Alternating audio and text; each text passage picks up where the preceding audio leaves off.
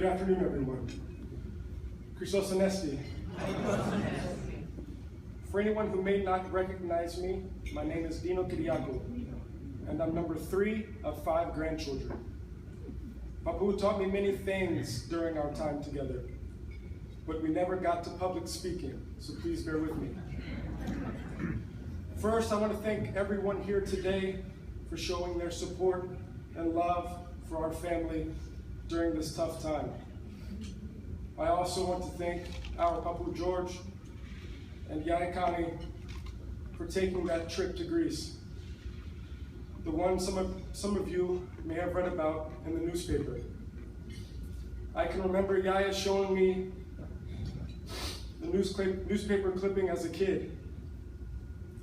It detailed how a Greek couple left for Greece and came back to the States with a handsome baby boy, my Theo John, and a beautiful baby girl, my mother Patsy. If it wasn't for that amazing trip, my cousins Alexis, George, Eleni,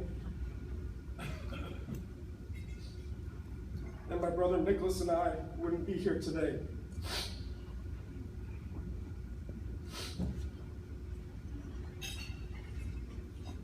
We hear about death at an early age, read about it in the paper, see it all across the news, and even send our condolences to others who have lost loved ones.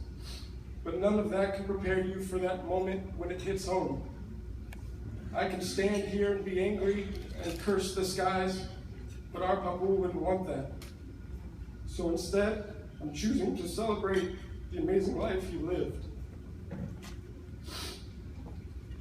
George John Pappas was born on June 7th, 1930 in Toledo, Ohio, to John, George, and Agero Rosakis Pappas. He was the oldest of 4 and the only boy, survived by his beautiful sisters, Thea Calliope, Thea Catherine, and Thea Helen. Papu, like any other young boy, played sports and attended Woodward High School and Toledo University. At the young age of 18, on September 7, 1948, he enlisted into the United States Marine Corps. He rose his right hand and swore to fight for our great Constitution and did this against his parents' wishes. Sound familiar, Mom? He completed boot camp in Parris Island, South Carolina, and immediately after graduating and becoming a devil dog, he was sent to Treasure Island, San Francisco. He then deployed to the China Sea, where the American military assisted in evacuating troops and dependents to the Philippines and Guam. After serving for 6 months in Guam, he was stationed at Camp Pendleton in California. Just weeks after Papu's 20th birthday, on June 25th, 1950, the Korean War started, and within 5 days, he was handed orders to join his leatherneck brothers in combat. Papu was an FO and a RTO attached to the 5th Marine Regiment, 1st Provisional Marine Brigade, 1st Marine Division. The very same division known for its decisive victory against the Japanese at Guadalcanal in the very beginning of the Pacific Theater of World War II. For you non-military folk, a FO stands for Forward Observer, and a RTO stands for Radio Telephone Operator. Being a forward observer meant he was sent to the front lines of the war. Embedded with U.S. Marine infantry and South Korean soldiers, he was tasked with observing the enemy and communicating intelligence back to his commanding officer. Most importantly, he was tasked with reporting enemy locations and guiding fire missions using indirect fire, such as mortars and artillery, to kill the enemy.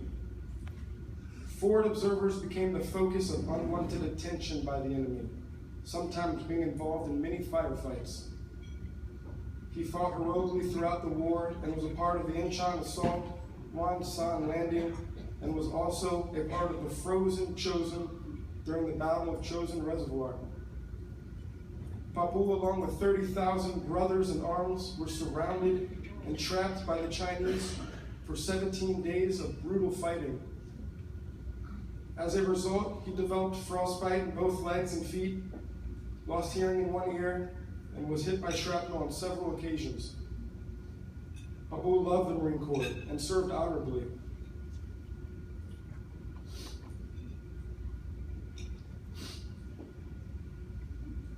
He came home from war to recover and treat his wounds and was honorably discharged on August 15, 1952.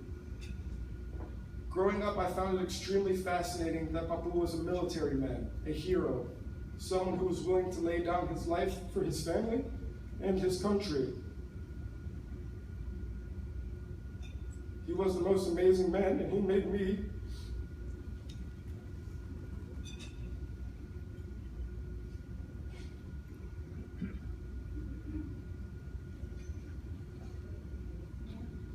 me aspire to be just as amazing.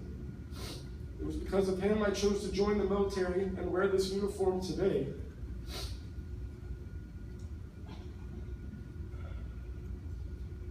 As I grew up, I was always interested in his military service, especially during the Korean War. Even after I joined myself, we never spoke in great detail about his time in Korea, and I never understood why.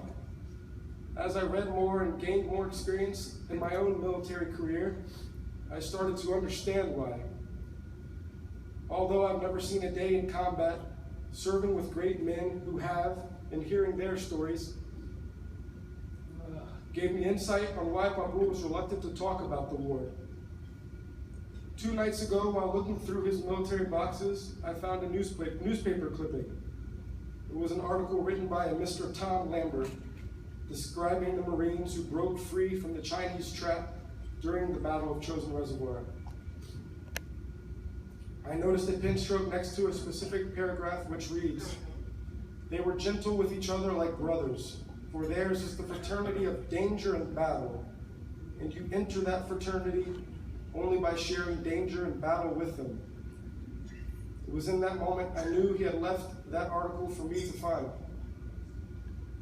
It partially explained his reasoning for not telling his family what happened in those years, but also helped me realize another reason. He saw horrible, unspeakable things, and by no means wanted to relive those moments with his thoughts or burden our family by telling us the horrors of the war.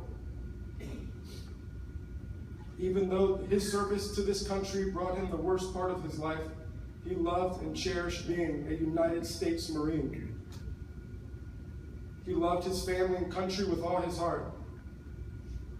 I can remember getting a phone call almost every year, him asking if I knew what day it was. I'd fear I'd forgot to wish him a happy birthday. Well, I did, but not his birthday, but the day of birth of the Marine Corps. I know everyone here today didn't expect a long speech about Papu's military career, but you have to understand, this is what I looked up to the most about him.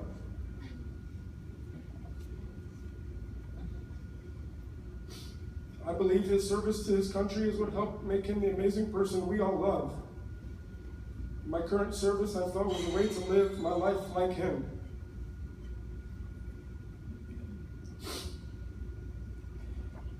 He tackled life with a huge smile, worked harder than I ever thought was possible. Loved Iya, his kids, and us grandkids deeply. He was a person who always portrayed courage, honor, loyalty, and respect.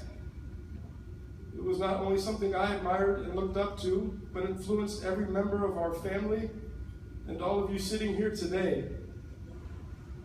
These past few days, I struggled with the thoughts that I didn't put forth the time I should have to be with him and to learn from him these past few years. We all stay so busy in our lives, sometimes so busy with nonsense, and not what is most important, like our family and our friends. Spending time with my family over the past few weeks proved my guilty thoughts wrong. It showed me how Papu lives in all of our hearts and shows himself through us. He was the most beautiful and loving man I ever met, and we get to call him our Papu. We love you so much, Papu. Thank you for shaping our lives, loving us unconditionally, and being someone we could lean on. I know without a doubt I can speak on behalf of everyone here when I say you are the greatest. Semper Fi, Papu.